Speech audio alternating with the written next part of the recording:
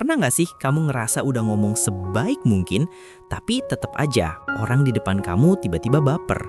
Atau kamu cuma mau kasih saran dikit, malah dianggap nyindir? Lucunya, banyak dari kita tuh nggak sadar. Cara ngomong itu bisa bikin seseorang ngerasa dihargai atau malah ditusuk pelan-pelan tanpa sadar. Dan parahnya lagi, orang yang paling niat baik justru kadang kelihatan paling nyebelin. Nah, biar nggak kejadian lagi, gue bakal kasih kamu 5 trik psikologi sederhana yang bisa bikin kamu kelihatan lebih nyaman diajak ngobrol, lebih dipercaya, dan yang paling penting, tetap jadi diri kamu sendiri tanpa harus pura-pura.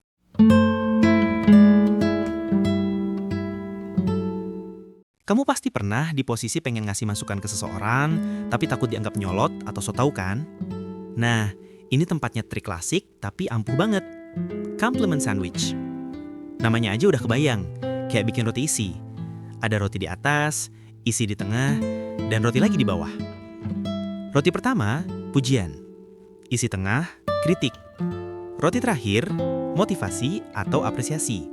Contohnya gini, misalnya teman kamu masak nasi goreng. Tapi jujur, rasanya kayak percobaan sains gagal.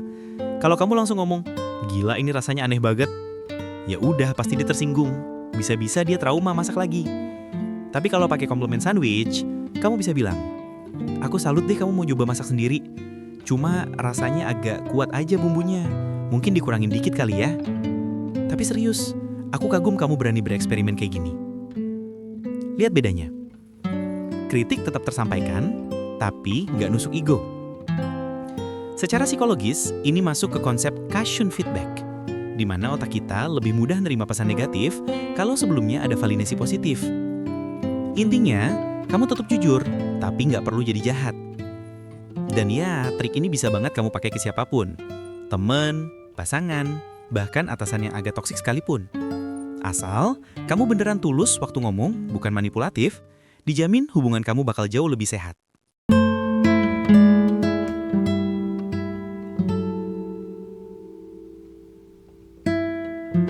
Kamu tahu nggak, dari semua suara di dunia, suara paling indah buat otak manusia itu nama mereka sendiri.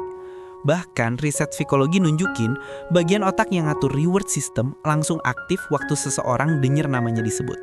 Makanya nyebut nama orang bukan cuma sopan santun, tapi cara paling cepat buat bikin hubungan emosional terasa deket.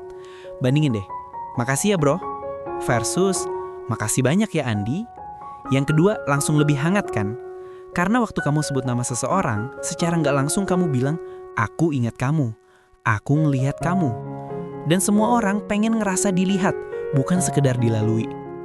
Masalahnya, banyak orang sekarang malas nyebut nama, maunya bos, sis, bang, bro, kayak lagi live jualan skincare. Padahal itu terdengar generik banget. Sementara kalau kamu manggil nama seseorang, efeknya kayak shortcut emosional, langsung bikin kedekatan tanpa perlu basa-basi panjang. Jadi, mulai sekarang, jangan pelit manggil nama. Itu investasi kecil buat hubungan yang besar.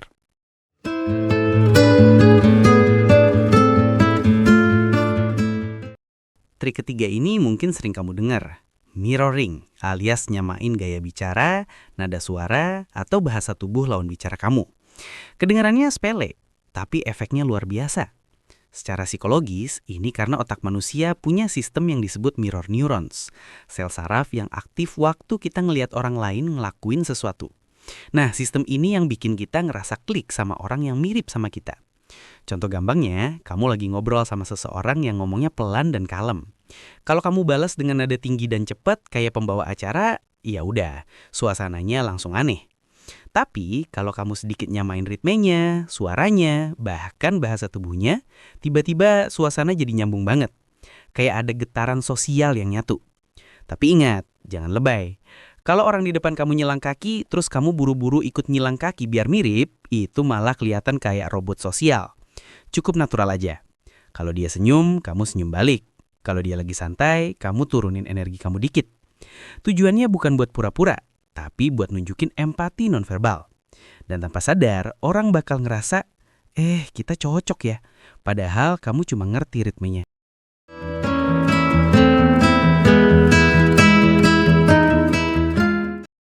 Nah, ini yang paling sering gagal dilakukan banyak orang.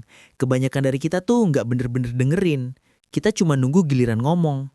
Padahal, beda banget antara denger dan mendengarkan. Active listening itu bukan sekedar kuping terbuka, tapi juga hati yang fokus. Caranya gampang. Tatap mata lawan bicara kamu, angguk pelan biar kelihatan nyambung, dan ulang sebagian dari yang mereka bilang. Contoh nih, teman kamu bilang, "Gila, deadline minggu depan bikin aku stres banget." Kalau kamu cuma jawab, "Oh, semangat ya." Itu jawaban template grup keluarga. Tapi kalau kamu jawab, "Wah, deadline minggu depan ya? Pantes kamu lagi tegang banget." Itu beda banget. Kamu nggak cuma respon, kamu validasi. Dan itu bikin orang rasa didengerin, bukan diabaikan. Menurut teori psikologi komunikasi, orang yang merasa understood jauh lebih mungkin ngebuka diri, ngerasa aman, dan percaya. Jadi kalau kamu pengen disukai orang, jangan buru-buru kasih solusi. Cukup jadi orang yang beneran hadir waktu dia cerita.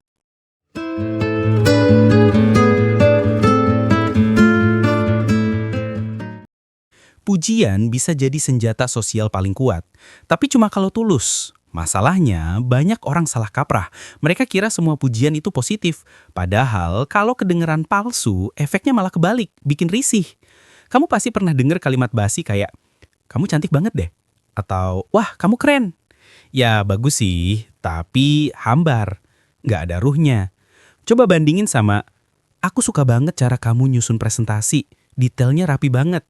Atau, "Kamu keren banget bisa tetap tenang waktu klien tadi marah-marah." Nah, itu baru genuine compliment. Karena kamu nggak cuma muji hasilnya, tapi juga ngapresiasi proses dan effortnya. Dalam psikologi sosial, ini disebut specific praise, yang lebih kuat efeknya daripada pujian umum. Orang bakal ngerasa diperhatikan, dihargai, dan otomatis nyaman sama kamu. Dan uniknya, makin kecil detail yang kamu notice, makin besar dampak emosionalnya. Pada akhirnya, bikin orang nyaman sama kamu bukan soal wajah menarik atau gaya ngomong keren. Itu soal kesadaran sosial, kemampuan buat baca situasi, nyesuaiin emosi, dan bikin orang ngerasa aman waktu bareng kamu. Kamu gak perlu punya karisma ala aktor Korea, cukup ngerti cara manusia bekerja. Karena manusia itu makhluk yang haus akan pengakuan, validasi, dan rasa dihargai. Dan 5 trik ini, mulai dari komplimen sandwich, nyebut nama, mirroring, dengerin aktif, sampai pujian tulus, itu semua bukan teknik manipulasi, tapi cara sederhana buat ngejaga hubungan biar tetap sehat dan hangat. Ingat, orang gak akan selalu ingat apa yang kamu katakan, tapi mereka akan selalu ingat gimana perasaan mereka waktu ada di dekat kamu. Dan kalau setiap orang bisa sedikit lebih peka soal itu, dunia bakal jauh lebih ringan buat dijalani.